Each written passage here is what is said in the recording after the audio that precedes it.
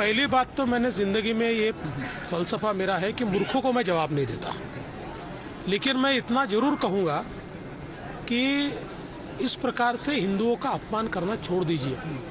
आपका राम जन्मभूमि के आंदोलन में कोई कंट्रीब्यूशन नहीं है और अब इस प्रकार से बातें करके करोड़ों हिंदुओं की आस्था को ठेस पहुंचाने का काम ये जो उद्धव ठाकरे जी की सेना कर रही है, ये बहुत गलत है।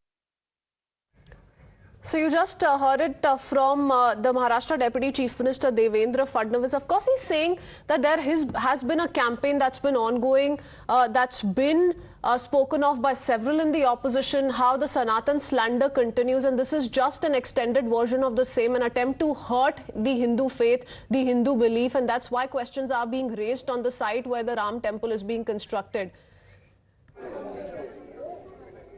Let me quickly go across to Amita joining us with more details to really put this in perspective, take us through the claims being made by some of these leaders in the opposition vis-a-vis what the reality is. Amita, over to you. Right. So in the run-up to the regularly at some sort of an objections that continuously to be raised by the opposition party leaders. It's a new claim that has now been made according to this picture apparently that has now gone viral. This is a screenshot which actually shows the current location of Ayodhya, the Ram Janmabhoomi. Now, why these two areas are circled? Because the claim that has been made by certain politicians saying कि Ram Mandir वहाँ नहीं बना जहाँ वादा किया गया था और where it was promised, we'll bust those claims. The first yellow circle is actually the Ram Mandir Janmabhoomi that this picture talks about, and few kilometers away you can see the Babar Masjid which says permanently closed, that has been circled in red.